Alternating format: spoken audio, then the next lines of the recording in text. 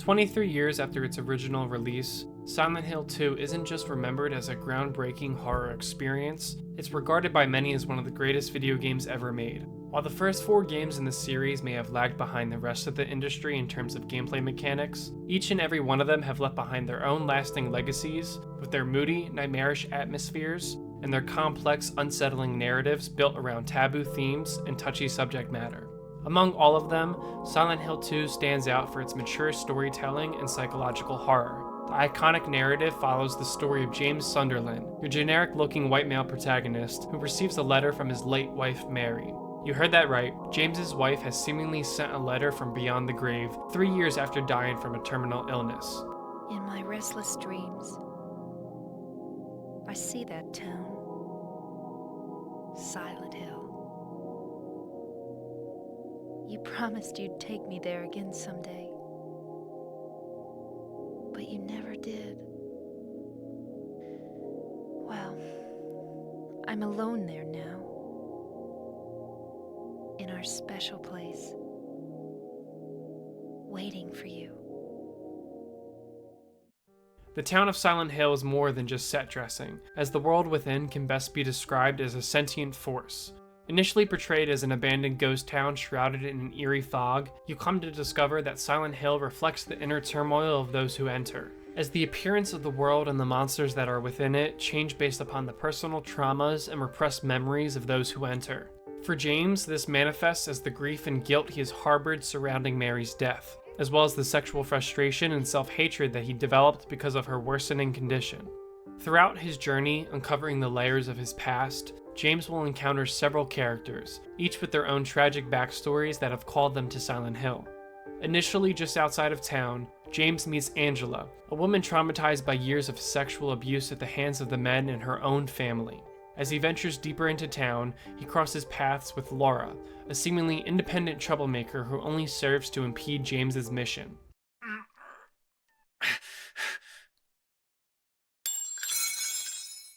Ow! Hey, wait! Additionally, he encounters Eddie, a gluttonous and insecure man struggling with feelings of inadequacy. And finally, James comes across Maria, a mysterious woman who bears an uncanny resemblance to his deceased wife. Do I look like your girlfriend? As he delves deeper into the town's twisted reality, it becomes clear that James's return to Silent Hill is not just a physical journey, but a symbolic and psychological one, which forces him to confront his own personal demons and the dark truth about what really happened to Mary. Silent Hill initially began as a response to the massively popular Resident Evil series, which had already seen 3 releases by the end of the 90s. By the mid-2000s, both franchises were titans of the video game horror genre. However, Silent Hill can never match the financial success of its competitor, especially as Silent Hill 3 and 4 did almost nothing to innovate on the series' formula. Meanwhile, Resident Evil evolved, moving away from cinematic camera angles and survival horror towards a more action-oriented third-person approach. Despite a few missteps, Resident Evil has remained one of the biggest franchises in gaming. While there have been attempts to revive Silent Hill, it's been nearly 20 years since Konami delivered an average, let alone a great experience. For a brief period of time in 2014, Hideo Kojima and Norman Reedus revived Silent Hill and brought the series back into the public eye. But after the tumultuous breakup between Kojima and Konami, the PT reboot was thrown away, and the Silent Hill franchise was left on the back burner. That was until the 3-minute teaser trailer for the Silent Hill 2 remake was published exactly 2 years ago. Disregarding the fan complaints about James's face model, the trailer created a lot of hype for both longtime fans and newcomers that were eager to experience the iconic story of Silent Hill 2, which would now be redesigned from the ground up in Unreal Engine 5 and released as a PlayStation 5 console exclusive. Unfortunately, 4 months prior to the game's release, Blooper Team released the gameplay trailer, which killed majority of the hype surrounding the game. While the remake's visual fidelity looks stunning, the gameplay itself appeared stiff and unresponsive. To make matters worse, the developers that were tasked with recreating one of the most beloved video games ever was Blooper Team, a studio whose track record did not inspire confidence, as their most notable games up until that point were The Medium and The Blair Witch.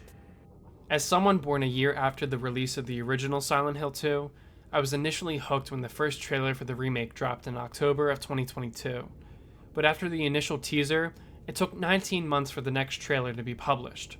For context, I'm making this video in October of 2024, and it's only been 10 months since the first and only Grand Theft Auto 6 trailer released, which at this point feels like it came out over a year ago. So like many others, I assumed the Silent Hill 2 remake was stuck in development hell. However, after Blooper Team posted the underwhelming gameplay trailer, I was one of the people that assumed the remake would be pretty mediocre. But to everyone's surprise, the Silent Hill 2 remake has exceeded expectations. Although, I am writing the script after watching Under the Mayo's review, where he had a lot of negative criticisms to levy against the remake, but I still stand by the title of this video. Ever since the release of the Resident Evil 2 remake in 2019, I have been a huge fan of both the Resident Evil franchise and survival horror in general. But more importantly, as someone who has never experienced any of the Silent Hill games before, the Silent Hill 2 remake is now one of my most favorite games of all time. If it isn't obvious already, the Silent Hill 2 remake shares many similarities with the recent remakes of Resident Evil 2, 3, and 4. So much so that it feels like it could have been developed by the same team. The remake ditches the dynamic camera angles that enhance the cinematography of the original game, opting instead for the modern over-the-shoulder perspective that has dominated the horror genre for over a decade. For many, including Under the Mayo, this switch to third person has been met with some criticism.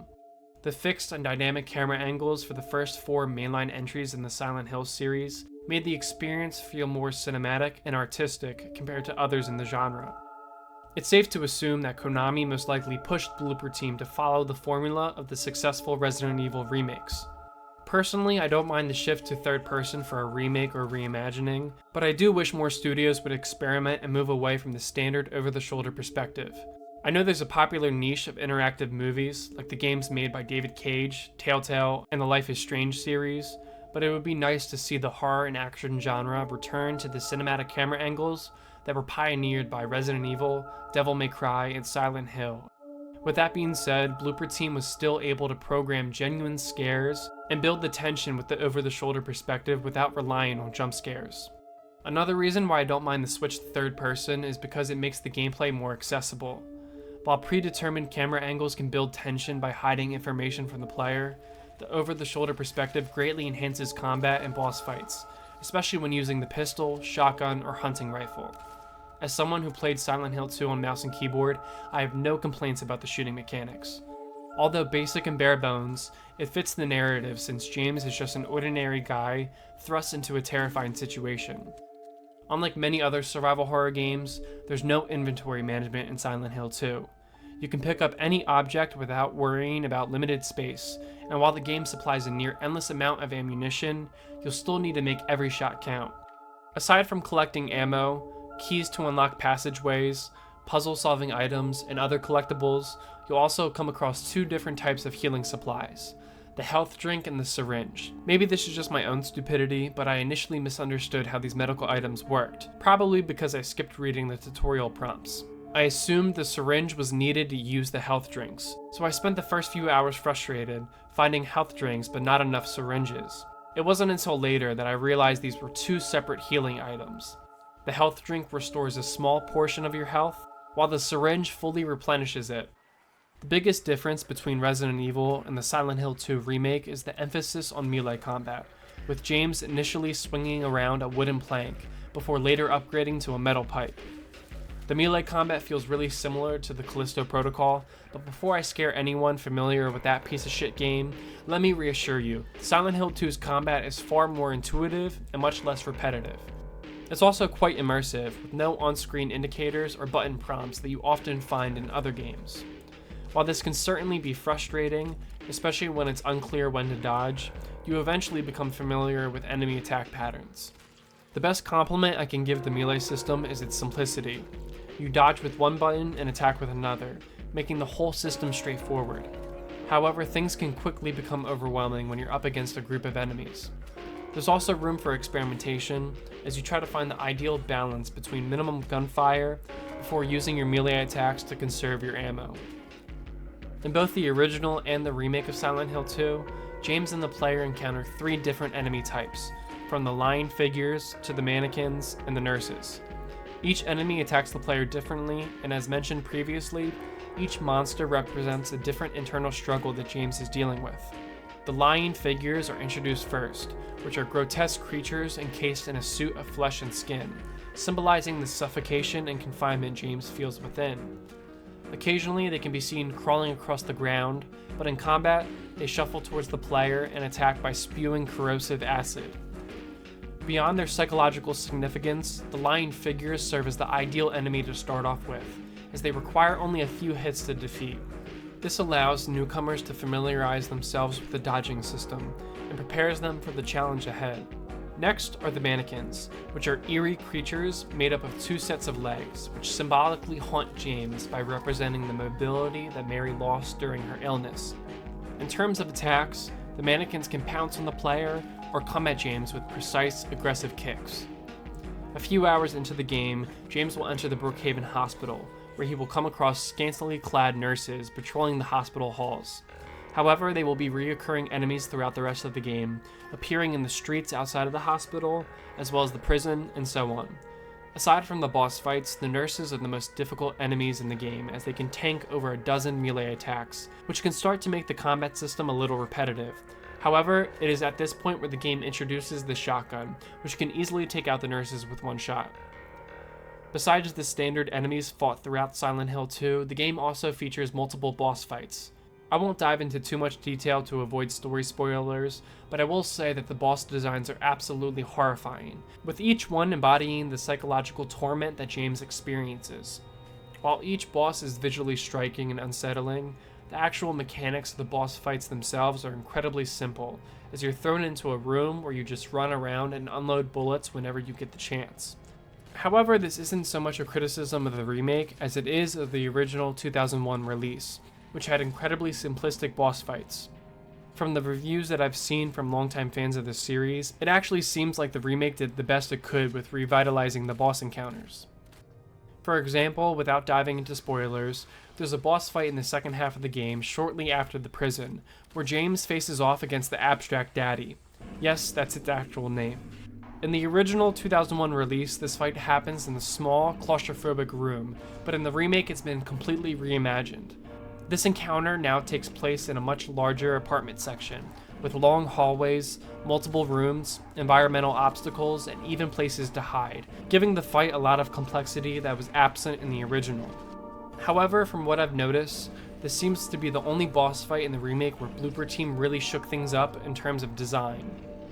Even then, Silent Hill has always prioritized storytelling over gameplay mechanics. The series leans heavily into an environmental exploration and psychological atmosphere, with combat encounters taking a back seat. While boss fights and enemy confrontations are memorable, they're not the core of what makes the game special. Instead, it's the haunting environments, cryptic puzzles, and the emotional depth of the narrative that truly defines the experience. This is why, even in the remake, the emphasis remains on immersing the player in James's psychological journey rather than complex combat systems. While the Silent Hill 2 remake isn't technically an open-world game, it's far from being a completely linear experience. As someone who's never played the original Silent Hill, I did not expect there to be so many in-depth locations to explore. There are multiple different dungeons in the game, from the Woodside apartment building to the Brookhaven Hospital, the Toluca prison, the Labyrinth, and the Lakeview Hotel. All of these landmarks populate the town of Silent Hill, which basically acts like a hub world. Now, you can't access these locations freely at any time. You unlock them progressively as the story unfolds, and once you move on, you cannot revisit prior locations. One of the major expansions in the remake compared to the original Silent Hill is the town itself. Again, I haven't played the original, but I've heard there wasn't much to discover in the town outside of the main story locations.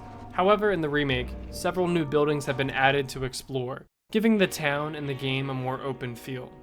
I promise this will be the last time I bring up the Resident Evil remakes. That's a lie. For anyone familiar with Resident Evil 2, you'll know that the police station is an intricately designed, well-crafted dungeon that excels both visually and gameplay-wise. Nearly every door and hallway is locked off, and the puzzles are weaved together into the environment. However, as the game progresses into the sewers and laboratory, most fans agree that the game starts to lose some of its magic, as the later areas aren't nearly as memorable as the police station. In the Silent Hill 2 remake, the first major location, the Woodside Apartments, will feel familiar to anyone who has played the Resident Evil 2 remake. After exploring the fog-covered town of Silent Hill, you enter the apartment building and immediately encounter a puzzle behind the reception desk that requires finding 3 different tokens to solve.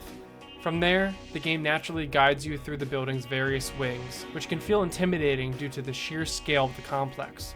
However, unlocking and navigating the many locked doors feels intuitive, especially for players with some background in the survival horror genre. That's not to say the game is devoid of moments where you might feel lost, but most of the time I found that thinking through situations rationally helped me figure out the next step. One reason exploration feels so intuitive is that there isn't an overwhelming amount of backtracking. While some backtracking is present, for the most part, once you've cleared out a section of the map, you rarely need to return. This might sound like a criticism to some, but personally I don't mind the limited backtracking. It made the pacing smoother and kept the experience fresh as I moved through new areas. Each and every location in the Silent Hill 2 remake is filled with a variety of puzzles. Every area features a main puzzle to solve, such as the coin puzzle in the apartments, the wristband puzzle in the hospital, and the gallows puzzle in the prison. Beyond these central challenges, each location is also scattered with smaller puzzles, and when I say scattered, I mean there's a lot of puzzles. This increase in puzzle density has been a point of criticism from fans of the original, with some feeling that the remake added too many. While I can confirm there are a significant number of puzzles throughout the game, I personally didn't have an issue with most of them. In fact, I found the puzzles to be pretty well balanced overall. To be fair, I played with the puzzle difficulty set to normal, which may have influenced my experience. That said, this might be a good time to mention the game's dual difficulty settings, which allow you to separately adjust the difficulty for both combat and puzzles, giving players more control over the experience. Even with the puzzles set to normal, there was a couple moments in Silent Hill 2 where I got stuck and had to rely on a guide. The first instance happened at the end of the Woodside Apartments, when James collects the 3rd and final token from the stroller in the public pool. Now at that time, I thought I had to find 5 different tokens instead of 3, because there were 5 different slots on the puzzle behind the reception. So for about 20 minutes, I ran through every hallway and room, looking for more tokens until I gave up, looked up a guide, and discovered that only 3 tokens are required to solve the puzzle, which involves moving them and flipping them over to solve a series of riddles. Another instance where I had to resort to using a guide was during the second main dungeon, the Brookhaven Hospital. The central puzzle here involves collecting 3 patient wristbands and placing them on a hand atop the main office desk. The challenge here comes from figuring out the correct order to arrange the wristbands, as well as selecting the right number on each one. For the life of me, I couldn't work out the correct combination, so I ended up looking up the answers online. It's a bit of a shame that the hospital ended on such a confusing note, especially since it was my personal favorite location in the game. The building is packed with incredible amounts of visual detail, making it feel like a once functional facility that has since been eerily abandoned. Furthermore, the hospital is absolutely huge, by far being the biggest location in the game, with over 4 different stories when including the basement, and like the Woodside Apartments before it, the hospital easily has over 24 rooms to investigate. Along with the remake introducing a lot more puzzles than the original, each environment has been redesigned from the ground up. These reworked designs add new rooms and in some locations even additional floors. While this expansion might seem like a good thing, it's actually one of the major criticisms from fans of the original. Locations like the hospital and prison are far more complex than they once were, with layouts that take additional hours to complete compared to the original. Some fans feel that this added complexity detracts from the original game's pacing and atmosphere, as it stretches out sections that were previously more concise and tightly designed. While I don't agree with this major criticism, I do understand where some players are coming from. The main campaign of Silent Hill 2 can take anywhere from 15 to 20 hours for a first-time playthrough, which is significantly longer than the original version, which would typically take 8 hours to complete. The extended playtime doesn't come from added cutscenes or story content, but rather from expanded gameplay elements. These include redesigned locations, as previously mentioned, and adding new environmental interactions, like smashing weak sections of walls to create new pathways, finding crawl spaces, or using boxes to climb through holes at the top of walls. While these additions enhance exploration and immersion, they also contribute to the longer overall experience, which may not sit well with purists of the original game. Other players may start to feel the game's bloat when entering the otherworld sections. For anyone unfamiliar with the Silent Hill lore, the Otherworld is an alternate dimension where the environment becomes more twisted, industrial, and decayed, often with rusted surfaces and unsettling visuals. While these areas are visually striking and terrifying, they can also slow down the pacing of the game, especially in the larger sections. For example, both the apartment building and the hospital take 3 to 4 hours to complete. The first halves of these areas typically take 1 to 2 hours, but just when you think you're done, James gets pulled into the Otherworld.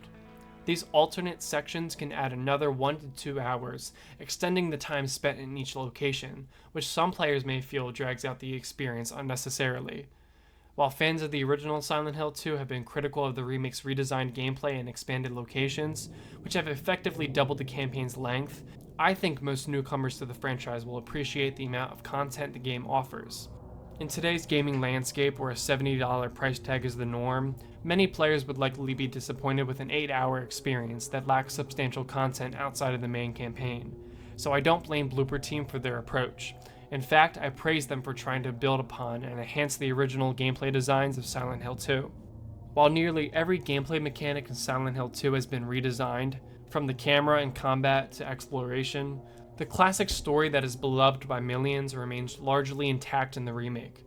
In contrast to the recent remakes of Resident Evil 2 and 3, which saw significant sections of the original titles cut, Silent Hill 2 retains almost every aspect of the original, including much of the dialogue. Although there have been some changes to character designs, dialogue, and specific story moments, the core identity and essence of Silent Hill 2's narrative remains faithfully preserved. While some fans of the original have made a big deal about Maria's missing midriff and certain lines of dialogue being delivered differently than the original, as a newcomer, I've been able to fully appreciate and fall in love with the narrative of Silent Hill 2.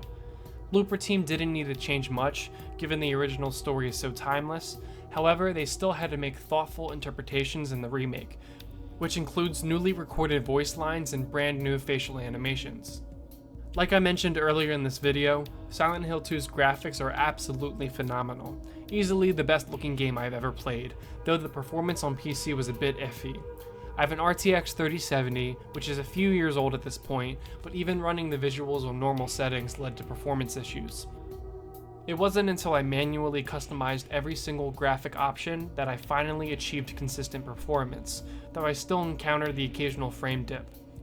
Additionally, there was persistent freezing that would occur during both gameplay and story cutscenes, manifesting as brief stutters that interrupted the immersion and pacing of the story.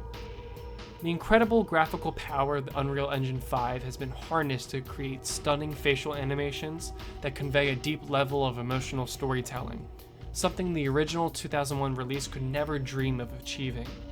There is a profound level of subtleness in every single character expression that allows the player to connect with and understand James on a deeply personal level.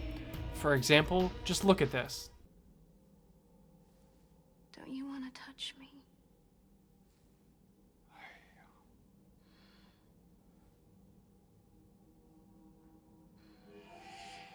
I don't know. Well,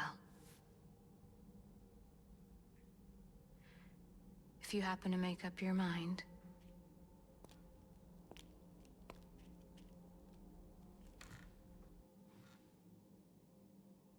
I'll be waiting.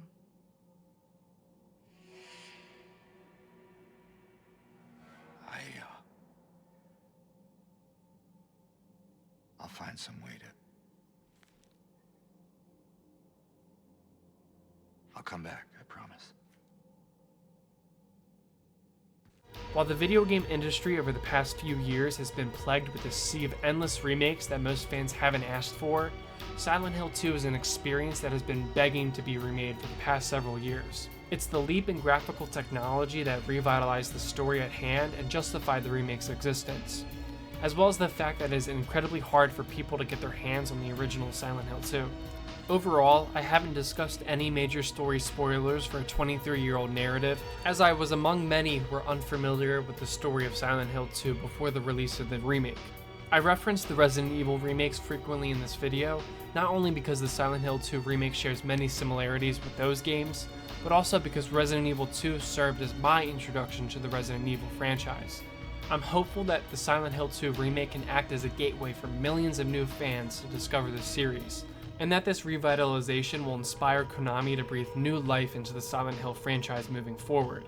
If you made it this far into the video and haven't played the Silent Hill 2 remake yet, I highly recommend giving it a shot, as it's found a spot in my personal top 10 favorite games ever. For those who have experienced the remake, I'd love to hear your thoughts in the comments, and if you played both the remake and the original, feel free to share your opinions on my take as a newcomer to the Silent Hill series. If you're new to my channel, please consider subscribing. I aim to post a new in-depth video every 2 weeks, and for those who have watched my recent videos, you know I like to give a sneak peek of what's to come at the end of every video. For my next upload, I'll be covering the upcoming release of Black Ops 6, and just to clarify, I won't be spending any money on it. I'll be playing it day one when it drops on Game Pass. Furthermore, I'll only be covering the single player campaign, so I hope to see you all then. Have a great day.